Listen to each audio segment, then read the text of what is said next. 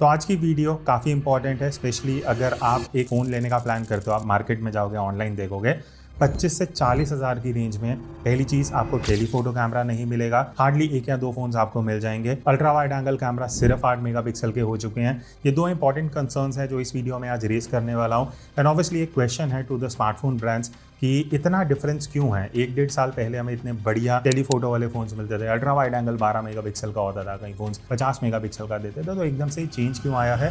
इस वीडियो में मैं 2 से 3 रीजंस दूंगा जो मेरी रिसर्च के हिसाब से, मेरी अंडरस्टैंडिंग के हिसाब से मुझे समझ आता है। स्टार्ट करते हैं सबसे पहले क्वेश्चन के साथ, देन वर्सेस नाउ। पहले 2000, अगर आप 22 और 2025 के बीच में देखोगे, आप अगर 30-35 हज़ार की रेंज का फोन लेते थे ना, आपको एक बढ़िया 3x ऑप्टिकल कैमरा मिलता था, आपको एक 12 मेगापिक्सल का अल्ट्रा वाइड एंगल कैमरा मिलता था, और कई फोन्स तो 5 मेगापिक्सल का मैक्रो कैमरा देते थे अगर वो अल्ट्रा वाइड या टेलीफोटो नहीं दे रहे।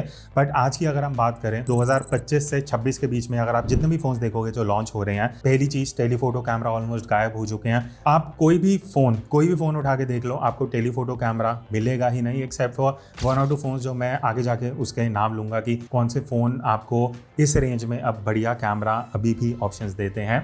वही अगर मैं अल्ट्रा वाइड एंगल कैमरा की बात करूं, हार्डली 8 मेगापिक्सल का ही कैमरा आपको आजकल देखने को मिलेगा। मेरे पास इतने फोन्स हैं जो मैंने पिछले 4 से 6 महीने में रिव्यू करे हैं। Realme, Oppo, one plus, Motorola, बहुत से ऐसे फोन्स हैं, इवन सैमसंग के कुछ फोन्स में सिर्फ 8 मेगापिक्सल का अल्ट्रा वाइड एंगल कैमरा है। अब इसके कुछ रीजंस हैं, वो मैं आगे आपको बता दूं। सबसे पहली चीज़, अगर आप थोड़ा सा टेक वर्ल्ड में हो, आपने सुना होगा मेमोरी और रैम के प्राइजेस बहुत एकदम से बूस्टअप हो रहे हैं, एकदम इंक्रीज हो रहे हैं। तो ऑब्वियसली अगर एक ब्रांड है जो 30 हज़ार का फ़ोन अभी मैन्युफैक्चर कर रहा है फॉर एग्जांपल, इसमें उसे सब कुछ देना है। अब मेमोरी और रैम के प्राइस बढ़ेंगे तो ऑब्वियसली कहीं ना कहीं तो कॉम्प्रोमाइज़ होगा। तो कॉम्प्रोमाइज़ आज के टाइम में कहाँ पे हो रहा है? कैमरा में। मेन कैमरा बढ़िया देते हैं, बट कहीं ना कहीं यहाँ तो टेलीफोटो कैमरा अब हटा दिया गया है। अल्ट्रा वाइड एंगल कैमरा में कॉस्ट कटिंग हुई है कि एक बढ़िया 12-50 मेगापिक्सल के सेंसर की जगह एक छोटा सा 8 मेगापिक्सल का सेंसर दे दो।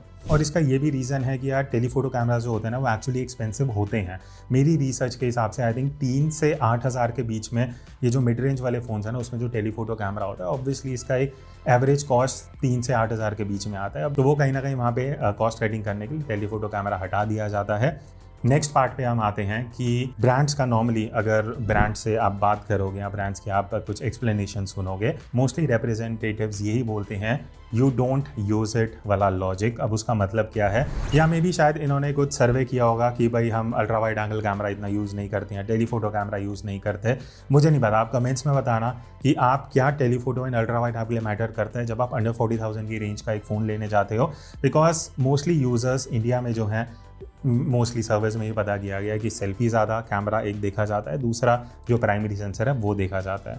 तो कहीं ना कहीं ये भी एक मेजर रीज़न आता है जहाँ पे ब्रांड कॉस्ट कटिंग कर पाती है और ज़्यादा बैकलैश भी देखने को नहीं मिलता है। बिकॉज कहीं ना कहीं एक जो यूज़र है, यहाँ पर ऑफलाइन मार्केट में भी जाओगे ना, आपको प्रोसेसर बोला जाएगा, आपको बैटरी बताई जाएगी, आपके लिए स्टोरेज मैटर कर सकता है, एंड आपके लिए आप मोस्टली जब सेल्फी एंड मेन कैमरा ही ज़्यादा यूज़ करके फ़ोन परचेज करते हो। ठीक है, अगली चीज़ है सॉफ्टवेयर को लेके।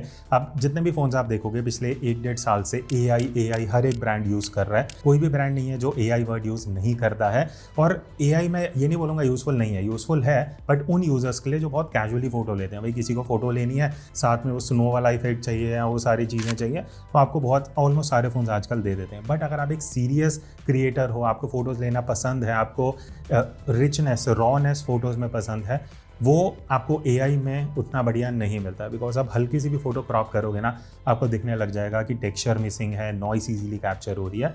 ठीक है, एक हद तक आप AI यूज़ कर सकते हो, बट जहाँ आपको ऑप्टिकल कैमरा का जो परफॉर्मेंस है ना, वो कभी भी आप डिजिटल क्रॉप से AI इम्प्लीमेंट करके उतना बढ़िया नहीं निकाल सकते। बिकॉज अल्टीमेटली अगर आप जूम भी कर रहे हो तो वो मेन सेंसर की इमेज को ही क्रॉप किया जा रहा है। इंस्टाग्राम पे ठीक लगेगा, बट अगर आप थोड़ी सी भी एडिटिंग करते हो आपको डिफरेंस देखने को मिलेगा। तो अल्टीमेटली वही आता है, कैजुअल यूजर्स के लिए चलता है वाला एटीट्यूड, एंड क्रिएटर्स और एंथुजियास्ट जो होते हैं वो सफ़र करते हैं। अब एक क्वेश्चन मैं आप लोगों से पूछता हूँ, आपको क्या नंबर ज़्यादा बेटर लगता है एज ए नॉर्मल यूज़र? अगर आप दूर से देखते हो, 200 मेगापिक्सल का प्राइमरी कैमरा या 3x ऑप्टिकल जूम? ऑब्वियसली लोग ये देखते हैं कि यार 100 मेगापिक्सल, 200 मेगापिक्सल या 50 मेगापिक्सल है, तो वो देखने में नंबर बढ़िया लगता है। किसी को इतना 3x ऑप्टिकल जूम देख के मैटर नहीं करता, या अल्ट्रा वाइड एंगल 50 मेगापिक्सल का है, वो इतना अपील नहीं करता। तो ब्रांड्स को पता है जो मेजॉरिटी ऑडियंस है जो फ़ोन खरीदने वाली है, मेगापिक्सल या बड़े नंबर्स जो है ना वो सेल करते हैं रादर देन टेक्निकलिटीज़। को ये नहीं देखेगा सेंसर का साइज़ क्या है, कौन 1 इंच सेंसर दे रहा है, कौन 1/1.3 इंच का दे रहा है, वो सारी टेक्निकल चीज़ों पे लोग मोस्टली नहीं जाते। बड़े नंबर्स दिखते हैं, जो टेक्निकल चीज़ें उस पर लोग इतना ज़्यादा नहीं देते। तो मार्केटिंग के लिए, ब्रांड्स के लिए कहीं ना कहीं वो चीज़ काम कर जाती है।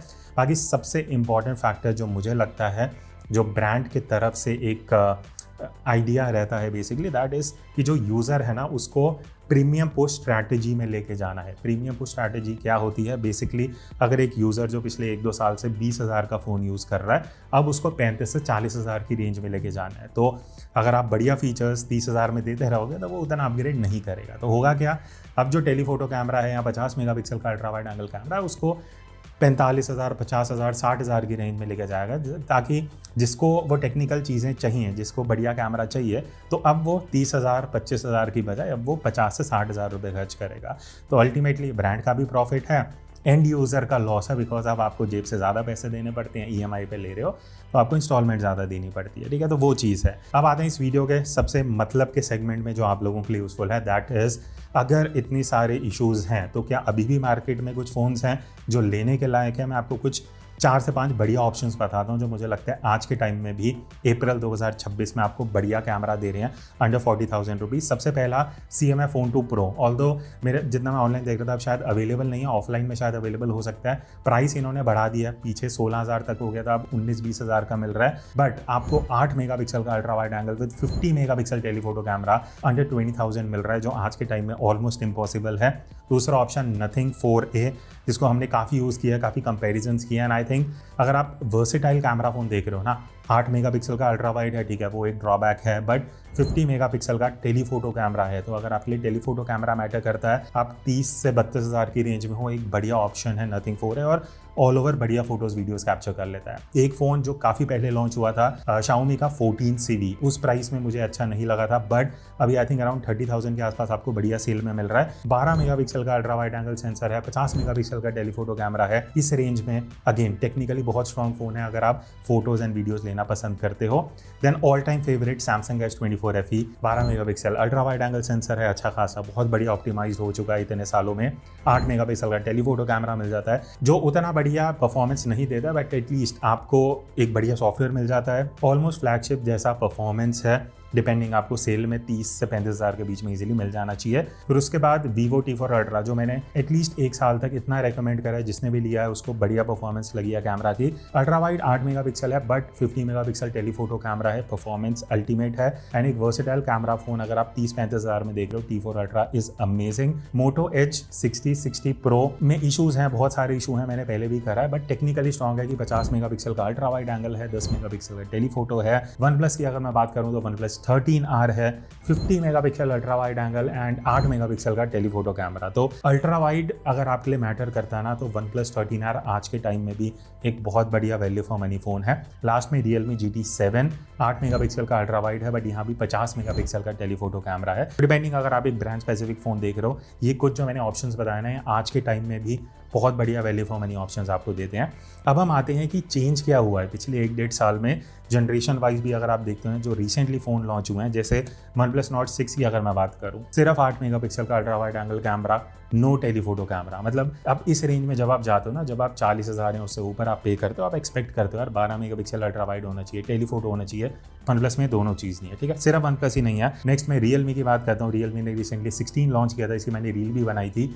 इसमें तो अजीब ही चीज़ है, अल्ट्रा वाइड भी नहीं है, टेलीफोटो भी नहीं है, सिर्फ 50 मेगापिक्सल का प्राइमरी सेंसर है, दैट्स इट। Vivo की बात कर लेते हैं। अब Vivo में V60, V70, ठीक है, 2 जनरेशन के लॉन्च हुए। अभी भी V70 में 8 मेगापिक्सल अल्ट्रा वाइड है, बट 50 मेगापिक्सल टेलीफोटो है। बट अगर आप प्राइस डिफरेंस देखोगे ना, ऑलमोस्ट 15,000 का फर्क है। V60 आपको 33-35 का मिल जाएगा, V70 50,000 पे लॉन्च हुआ है। तो इन्होंने क्या किया, टेलीफोटो तो दे दिया, V70 भी कर दिया, बट प्राइस इतना बढ़ा दिया कि अल्टीमेटली आप उस प्रीमियम रेंज पे चले जाते हो। नेक्स्ट आते हैं Moto H70 70 पे, मोटो एच 70 में टेलीफोटो कैमरा ही नहीं दिया है इन्होंने। अगेन 60 सीरीज में सब में ऑलमोस्ट सब में आपको बढ़िया अल्ट्रा वाइड बढ़िया टेलीफोटो मिलता था। मोटोरोला ने भी पूरा अपना स्ट्रैटेजी चेंज कर दिया है। रियलमी की बात करूं तो रियलमी 15 प्रो एंड 16 प्रो में फ़र्क क्या था कि 15 प्रो में आपको 50 मेगापिक्सल प्राइमरी मिलता था, 16 प्रो में इन्होंने 200 मेगापिक्सल दे दिया है। तो वो एक चीज़ अच्छी की है इन्होंने, प्राइमरी सेंसर बढ़िया कर दिया है, बट अल्ट्रा वाइड एंगल जो पहले 50 मेगापिक्सल होता था 8 मेगापिक्सल का कर दिया। तो ये कुछ चीज़ें हैं जो आप नोटिस करोगे। इवन सैमसंग भी मैंने, अगर मैं एक फ़ोन मेंशन करूँ, A37 8 मेगापिक्सल का अल्ट्रा वाइड है, टेलीफोटो नहीं है, बट एटलीस्ट सैमसंग कई फ़ोन्स में एक चीज़ बढ़िया करता है कि 5 मेगापिक्सल का मैक्रो कैमरा दे देता है। तो एटलीस्ट ठीक है, टेलीफोटो नहीं है, अगर आप मैक्रो एंथुजियास्ट हो तो एटलीस्ट आपको एक ऑप्शन मिल रहा है कि अब चलो मैक्रो तो यूज़ कर सकते हो।